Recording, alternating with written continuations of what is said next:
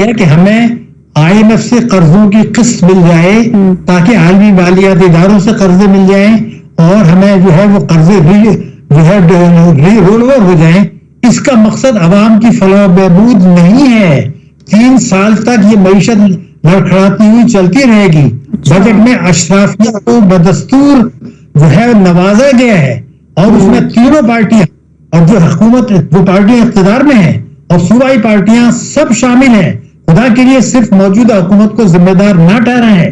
تمام پارٹیاں جو اس وقت اقتدار میں ہیں وفاق میں یا صوبے میں انہوں نے یہ بجٹ پاس کیوں کیا میں پوچھنا چاہتا ہوں. آج IPP کا مسئلہ جو ایک دم اچھالا ہے, کیوں اچھالا جا رہا ہے؟ یہ تو بڑا پرانا مسئلہ تھا. جتنا لوٹ مار کر لی 2000 ارب روپے تو اس سال 1 سال میں کھا گئے. اس وقت تو شور نہیں بچایا. ہم تو اس وقت بھی کہہ رہے تھے کہ ان کا نام ECL میں ڈال دیں, لیکن سیاستدان نہیں بولے. اب جب لوٹ مار کر چکے, تباہی بربادی آ چکی, IMF بھی کہہ رہے کہ جی اس کو کریں, تو ایک دم سیاستدان جو ہے نا جاگ گئے. آپ نے سب سے پہلے گھبرانا نہیں ہے. بحیثیت قوم ہم اس کا مقابلہ کریں گے. میں پوچھنا چاہتا ہوں کہ یہ آج سے تو مسئلہ نہیں ہے, یہ تو پرانا مسئلہ ہے. میں بار بار کہتا ہوں ECL میں ڈالیں. جب تک آپ معیشت کے معاملات میں سیاسی بیانات سناتے رہیں گے کبھی بھی صحیح بات عوام کو پتہ نہیں چلے گی, کیونکہ ٹائم مختصر ہو. میں بالکل واضح طور پہ بتا دوں, عوام بھی ذمہ دار ہیں, تمام سیاستدان بھی ذمہ دار ہیں, چاہے اقتدار میں ہیں اور نہیں, تمام پارلیمنٹری ذمہ دار ہیں. ذمہ داری سب کی بنتی ہے. IPPs کی بات ابھی آپ نے کی, یہ IPPs کے ساتھ معاہدوں کو جو ریویو کرنے کا مطالبہ کیا جا رہا ہے, آپ سمجھتے ہیں کہ یہ قابل عمل ہے اور حکومت اس پر عمل کر سکتی ہے؟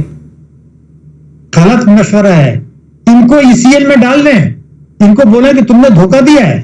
دیکھیے پھر آپ ریکارڈ ایک دفعہ اور کرنا چاہتے ہیں. اسی طرح سے سپریم کورٹ نے ریکارڈ ایکٹ میں فیصلہ دے دیا تھا.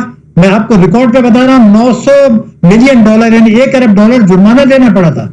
معاہدے ہوتے ہیں. انہوں نے غلط کاریاں کی ہیں, ان کو پکڑے ہیں, ان کو کہیں کہ تم نے ملی بھگت کی تھی, ان کا ECL میں نام ڈالیں, یہ خود سرنڈر کریں گے. میں آپ کو آج بتا رہا ہوں, میں کئی سال سے کہہ رہا ہوں. اس طرح سے کہنا کہ یہ سوورن معاہدے ہیں, کوئی تماشا نہیں ہے. ان کو کہیں کہ تم بھی گٹھجوڑ میں شامل ہو, حکومتیں بھی شامل ہیں, سابقہ حکومتیں بھی شامل ہیں, تمہارا نام ہم نے ECL میں ڈالا, باہر جا کے دکھاؤ تم, ان کے کلب کی ممبرشپ کینسل کرائیں. کمزور کیوں ہے؟ کیا جیسا کہ آپ کہہ رہے ہیں کہ ان کا نام ECL میں ڈالو, ان سے پوچھو کہ انہوں نے ایسا کیوں کیا. جو حکومت اشرافیہ پر ٹیکس نہیں لگا پا رہی وہ یہ کر لے گی؟ اتنا آسان ہوگا ان کے لیے؟ نہیں, میں آپ سے وہی بتا رہا ہوں, آپ کریں گے. اس کی وجہ یہ تھی کہ جو طاقتور طبقے حکومت کو کرنے نہیں دے رہے تھے, اب ان کو پتا ہے کہ جتنا کھانا تھا وہ کھا چکے تھے. اب ٹیکسٹائل بھی ڈوبنے والا ہے آپ کا. تو وہی جو اب جیسے سب سے زیادہ جو شور مچا رہے ہیں وہ نگراں وزیر تجارت کا گوہر صاحب کما رہے ہیں. میں ان سے پوچھنا چاہتا ہوں کہ جب آپ حکومت میں تھے تو اس وقت آپ نے کیوں نہیں کر لیا یہ؟ دیکھیے یہ تماشا بند کرائیے آپ. میں چاہتا ہوں کہ اکنامی کی جب بات کریں تو اکنامی کی بات کریں. میں آپ کو بتا دوں آج کہ شہباز شریف صاحب نے ریکارڈ پہ ہے کہ FDR ٹیکسوں کی مد میں 15,000 ارب روپیہ 1 سال میں کم وصول کر رہا ہے. ان کا بیان ریکارڈ پہ موجود ہے. تو پھر انہوں نے بجٹ کیوں پاس کیا؟ میں ان سے پوچھنا چاہتا ہوں. میں تو یہ کہوں گا, میں شہباز شریف صاحب سے کہتا ہوں, اگر آپ یہ کہتے ہیں کہ 24,000 کیپیسٹی ہے اور انہوں نے اس سال 12,970 ارب روپے کا رکھا ہے, 15,000 کی شارٹیج ہے, تو پھر وہ اگر وصول نہیں کریں گے تو کون کرے گا؟ یہ سیاسی بیانات چھوڑیں, پکڑ لیں گے سب کو کہ جی آپ یہ وصول کر کے دکھائیں, آپ کی ذمہ داری ہے. ایسے وقت میں کہ جب ہر چیز مہنگی ہے, عوام پر ٹیکسوں کا بوجھ ہے, مہنگائی کا بوجھ ہے, اوپر سے IMF کا پروگرام, اس کے لیے بھرپور کوششیں کی جا رہی ہیں. ان نیئر فیوچر آپ کو عوام کے لیے کوئی ریلیف نظر آتا ہے گراؤنڈ ریئلٹیز کو دیکھتے ہوئے؟ دیکھیے میں آپ کو ریکارڈ پہ آج بتا دیتا ہوں, کیونکہ آپ آدھا پروگرام تو سیاستدانوں کی تقریر میں بتا دیا آپ نے. 12% کا ہدف رکھا ہے. آپ میری بات نوٹ کر لیجئے, اس سال کا 17% ہوگا. 12% کا ہدف ہے, 17% ہوگا. سپریم آپ نے اسٹیٹ بینک کہتا ہے ستمبر تک 7% ہوگا, میں کہتا ہوں 16% ہوگا. یہ باتیں سنگین ہیں, کیوں بات کر رہے ہیں؟ کون سی ریلیف کی بات کر رہے ہیں؟ تنخواہ دار طبقے کو آپ نے دیکھ لیا کہ وہ 375 ارب روپے ٹیکس دیا.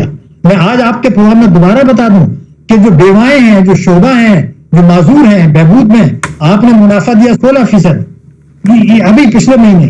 اور جو ٹریجری بلز ہیں جس میں بینک اور مالدار لوگ لگاتے ہیں, اس میں آپ منافع دیتے ہیں 19.5%. یہ جو تنخواہ دار طبقے ہیں یہ کیوں نہیں خاموش ہے؟ یہ جو واٹس ایپ پہ صبح شام سیاست دانوں کی تقریر بتاتے ہیں وہ یہ کیوں نہیں کہتے بیواؤں یتیموں شہداء کو تو آپ دے رہے ہیں 16% بہبود پر، اور آپ ٹریجری بل پر 19%، 19.5%، 20% منافع دے رہے ہیں؟ یہ کیوں نہیں بولتے؟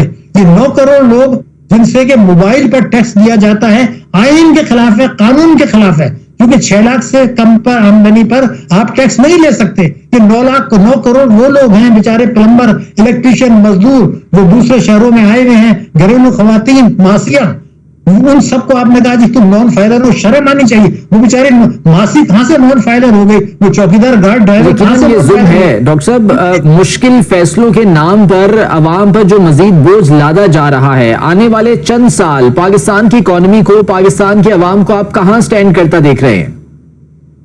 میں دوبارہ آپ کے پروگرام میں پھر بتا دوں، شہباز شریف صاحب نے کہا ہے کہ یہ آخری پروگرام ہوگا۔ میں آج ریکارڈ پہ بتا رہا ہوں، گارنٹی کر رہا ہوں، خدا نہ خواستہ یہ ستمبر 2027 تک کا پروگرام ہے۔ اس کے کچھ عرصے کے بعد جو بھی حکومت ہوگی وہ IMF کے پاس جائے گی، 25ویں پروگرام میں جائے گی۔ شہباز شریف صاحب کو پتا ہے، اورنگزیب کو پتا ہے، لیکن وہ پھر بھی یہ باتیں کر رہے ہیں کہ ہم پھر 25ویں پروگرام میں جا رہے ہیں۔ کیوں؟ کیونکہ ہم اصلاحات نہیں کرنا چاہتے۔ پاکستان کے لیے آج بھی اگر آپ اصلاحات کر لیں، میں گارنٹی کر رہا ہوں یہ آخری پروگرام ہوگا۔ لیکن جو حکومت کی پالیسیاں ہیں، جو صوبوں کی پالیسیاں ہیں، جو سیاستدان مطالبات کر رہے ہیں، اس کے مطابق میں آج آپ کو بتا رہا ہوں یہ 25ویں پروگرام میں جائیں گے کچھ عرصے کے بعد، اور اس وقت جو ہے وہ حالات بدل چکے ہوں گے۔ چین بھی آپ کی اتنی مدد نہیں کر سکے گا، یوکرین کے حالات یہ نہیں ہوں گے، مشرقی وسطیٰ کے حالات یہ نہیں ہوں گے، افغانستان کے حالات یہ نہیں ہوں گے، بھارت اور امریکہ بہت قریب آ چکے ہوں گے۔ اس وقت جو گھیرا تنگ ہونے والا ہے، عوام کی تباہی آنے والی ہے۔ آج میں ریکارڈ بتا رہا ہوں، اس لیے میری درخواست ہے اکنامی پر آپ بات کریں تو پھر اکنامی پہ کریں۔